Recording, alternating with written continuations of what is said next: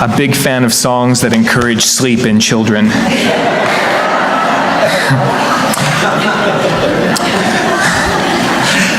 So, the question I've been wrestling with ever since I agreed to take on this sermon is, what does it mean to be a father? Now, traditionally, a father is just the male parent, the counterpoint to the female parent, but obviously today we have all manner of family configurations. So what does fatherhood mean to a gay couple, or to a lesbian couple, or to parents who don't fit binary gender definitions? We might try to say instead that the father is the masculine parent, but that gets complicated pretty quickly as well. So, to keep things simple, but also to avoid excluding anyone, today I'd like to propose that anyone who self-identifies as a father and who takes seriously the task of protecting, guiding, and providing for children is a father. And I think we can leave it at that. It's also hard to define fatherhood without an implicit comparison to motherhood, a comparison the fathers lose, hands down. Dads are taking on more parenting responsibilities than ever before, it's true, but there's still no question that moms are the real parents.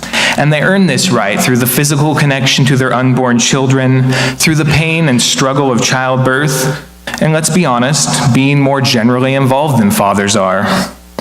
Motherhood is something sacred. It's built on sacrifice and dedication. By comparison, fatherhood is something optional.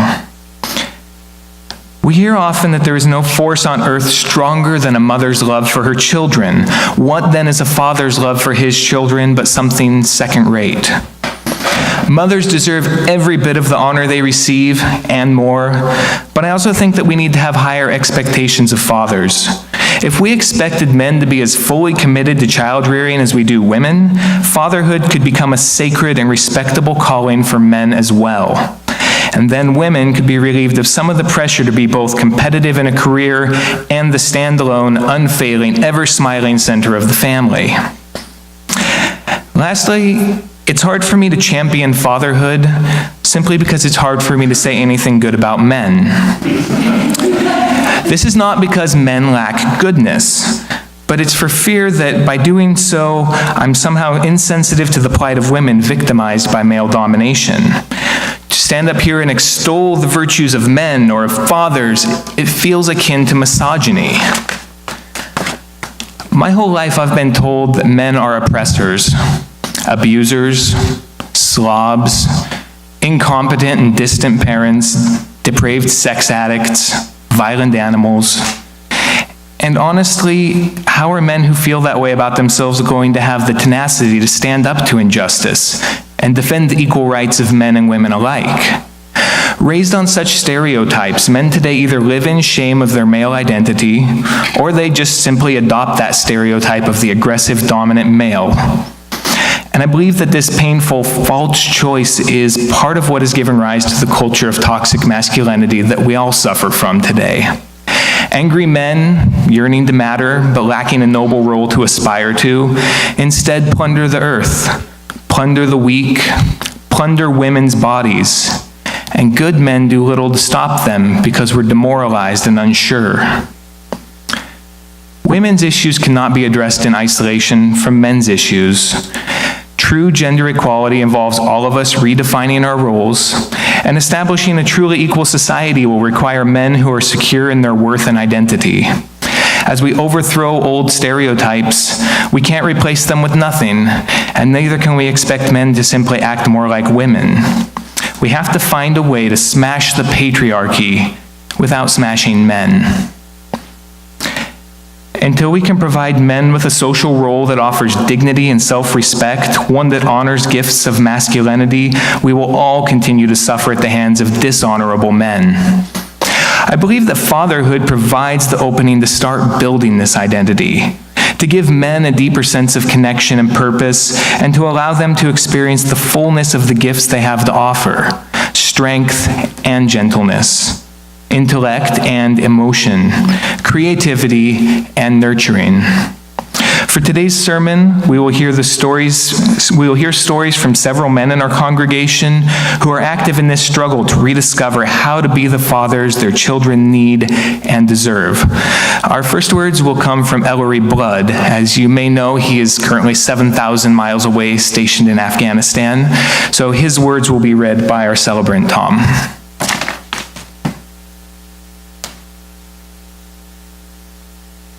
So, thank you, Alexa, and the Blood family. With your blessing, I'll read what Ellery wrote. My journey to fatherhood. To begin, I didn't really have a full-time father figure growing up. My father died when I was about 7 months old, so I don't even have memories of him, aside from photos and stories told by my aunts. My paternal grandmother was a steadfast stand-in when a second parent was required. Our neighbor John, who was a good friend of my dad's when he was alive, stood in when I needed help building a Boy Scout Pinewood Derby car. John also had children my age, and I got to see him provide the example of a very involved father. Later, as an adult, I got to observe my brother, Casey, and my good friend, Lee, in their parenting. They were and are very involved fathers, and I got to watch their children grow under their guidance before I started out on this whole parenting adventure. Alexa and I make a good team, so just like any other household task, we found an amicable way of dividing the work of parenting. She would perform the majority of the daytime parenting, and I would do the majority of the nighttime parenting. This worked out pretty well, as I tended to have an easier time falling back to sleep after retrieving a child from the crib for a nighttime nurse. I also tended to be more comfortable sleeping with a baby nestled on my chest. This arrangement also turned out to be beneficial for me and my bonding with Oliver. You see, Oliver, my oldest child, never really took to breastfeeding, so that meant that his nighttime feedings were me giving him a bottle of breast milk. So right away, he and I had a strong bond. Now, a few years later comes kid number 2, Ian. He had no problems breastfeeding, so for a long time, I was a second-rate citizen to Mama in his eyes. That changed one evening when the little guy with the sick stomach and flu. Again, me being the nighttime parent, I got to spend the night bonding with him as he lay across my body in front of the toilet all night. After that, I guess he thought I wasn't such a bad guy after all. Anne-Marie still prefers Mama over me, but we're working on that. So what is fatherhood? Part of it is being the one to get down on the floor and help put wooden train tracks together, talk about schoolwork, or enforce appropriate behavior. But more importantly, is telling your kids you love them frequently, reading to them at night, and being there to climb into their bed when they wake from a bad dream. That's a little more challenging now that I'm 7,000 miles away. But luckily, technology lets me send short videos and Skype with them to let them know I think about them every day. Even with these efforts, the bonds will diminish a bit by the time I return in January. A big part of fatherhood at that point will be reestablishing my father-child relationships. That will be a whole new adventure in fatherhood. Thank you, Tom, and thank you, Ellery. Our second story of learning to be a father today comes from Mark Stolle. Sorry. I've only seen it written. Sorry.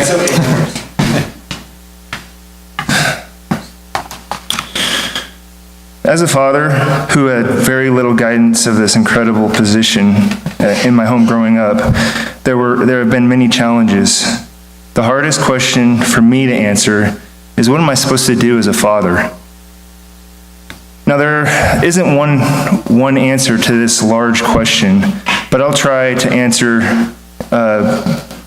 give you the answers that I have come up with on my journey. When I found out Harmony was conceived, many emotions arrived. I was scared that I would take the same path as my father did, not be involved. Let's see here. Sorry. I was happy because I was about to start my journey as a father and creating my new family. I was sad because all my friendships and relationships were going to drastically change. I lost my place again. There we go. Throughout all these emotions, I asked myself, my mom, and friends, what am I supposed to do as a father? My mom, who was the rock of my life growing up, of course, was the first person outside myself that I asked this question to. Her answer was simple: just be there for them. Although this answer seemed easy, it had a lot of challenges. The biggest has been putting what I thought was my best attribute as a father to the test: patience. Before I had kids, I thought my patience was superior and I could handle anything coming my way, especially with my own child. I was wrong. When I heard Harmony's first cry, it was a great, monumental moment. But as Harmony developed, her scream became louder and louder. My patience started to quiver. Her screams were more and more frequent while we were sleeping. With the late nights Lacey and I have had to endure during the infancy of our 3 daughters, our circadian rhythm has deeply been scarred. Our patience was put to the test right out of the gate. I can only imagine what Lacey went through patience-wise during her nursing. Having the same question repeated over and over again has been another fun challenge. I have figured out that the reason why a question is asked a second or a third time is because the answer given is not the one desired. This challenge has also tested my patience, but has helped me become more creative with my answers. A good example is when Harmony first asked for candy. My answer was yes, not knowing the wrath that was about to take forth in my household because of her hyperactivity while on sugar. I decided to change that answer to no. Well, that answer wasn't the right answer to have. The question, of course, was repeated. My answer was again no.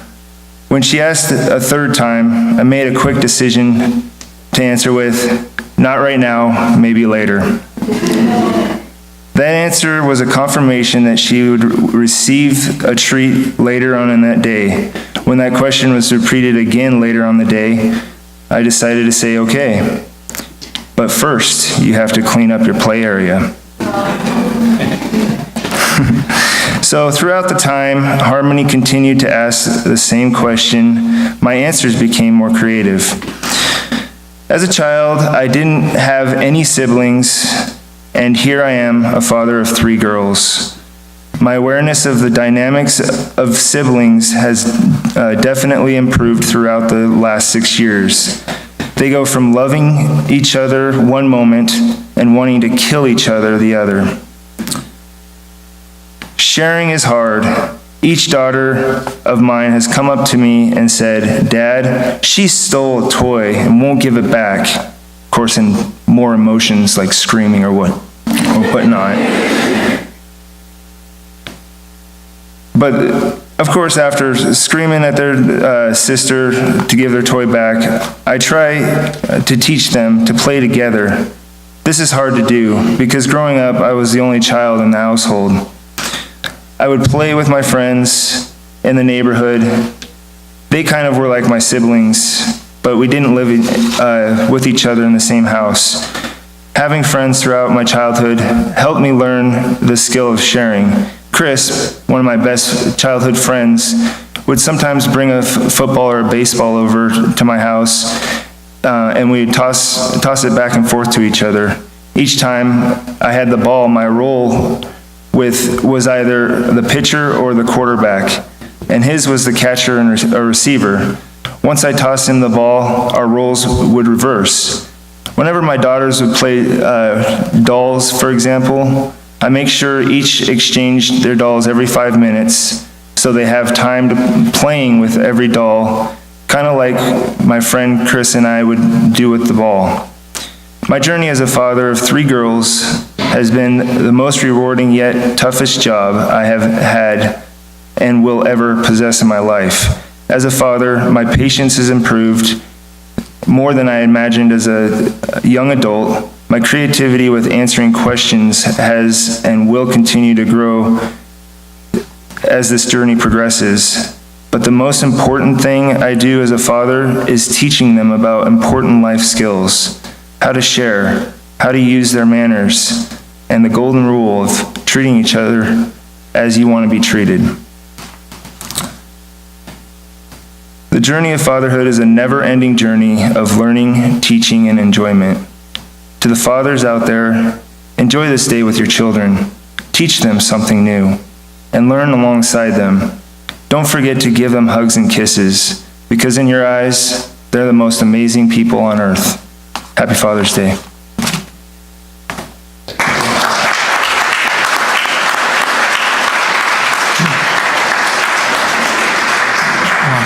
Thank you very much, Mark.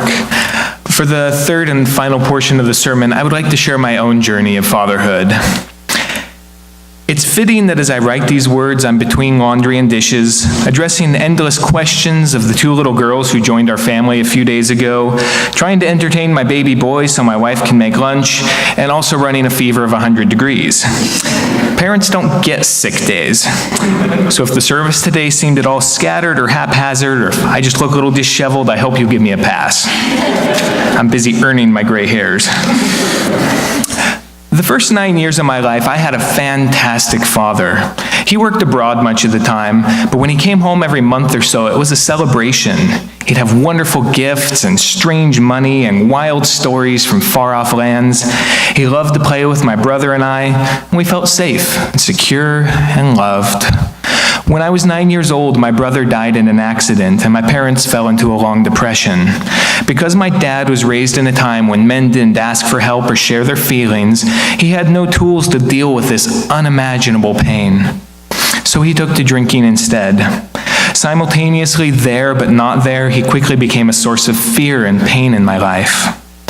I began a long search for new father figures. I tried sports heroes and movie stars and TV and video game characters, and the closest I came was the noble heroes of the books I escaped into, and in fact I named my son after one of those characters, who taught me in an idealized fashion what it means to be a man.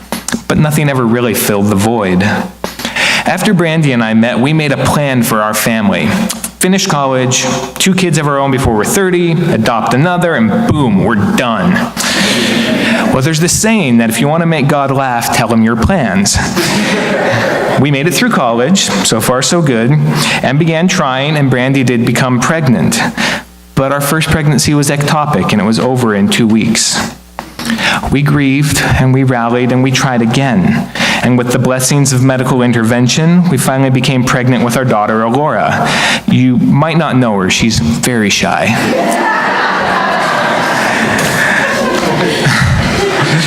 Oh, maybe you have met her. Brandy's water broke at the stroke of midnight, weeks ahead of schedule. We grabbed a cab to the hospital, the doctors whisked her away and left me waiting on a couch in the hallway. A half hour later, some nurses appeared to give me what I hoped was a positive status update on my wife, who was in surgery. Instead, they handed me my baby daughter. And it was like seeing the sun for the first time. Every other concern in my life faded into the background, and I knew that I'd found something at last that was worth giving my life to. Already well beyond our before we're 30 deadline, we kept trying without success for our second child. We eventually became foster parents in hopes of finding a child to adopt, but we found the experience of fostering to be its own reward. When the company I work for started offering an infertility benefit, we decided to take one last shot at having children of our own via in vitro fertilization. After months of tests and shots and treatments and visits, we found ourselves with 2 viable embryos, and the first one, again, resulted in a miscarriage. We decided to try the second, our Hail Mary, and if that failed, we'd just give up forever. 2 weeks after implant, we went back for the obligatory pregnancy test. They measure the levels of beta-HCG in the mom's blood. A score over 50 means you're pregnant. A score under 25 means you're not. We got a 26. And given our history, we knew what that meant. We grieved for days the children of our own that we would never have. And a week later, Brandy returned to the clinic to confirm the result, and that time she got a 78. And it was joyful, and it was confounding, and our world was suddenly filled with possibility and so much fear. After 9 months of waiting to lose the pregnancy any day, we welcomed Tara and Alexander into the world February 1st of this year. And we're still fostering, and we're still planning to eventually adopt a teenager, because we're insane. Of all the roles I fill, I am a father first and foremost. My parenting journey has never gone according to plan, but the unexpected challenges are what have made it an adventure, and one that I wouldn't trade for anything. When I look into my children's eyes, I think about the kind of person I want them to see when they look back. And it drives me to be something more than I ever thought I could be. My children give me the courage to act heroically. As parents, we don't just give our children life, we give them our lives. But in doing so, our lives become something more complex, more beautiful, and more meaningful than we ever could have imagined.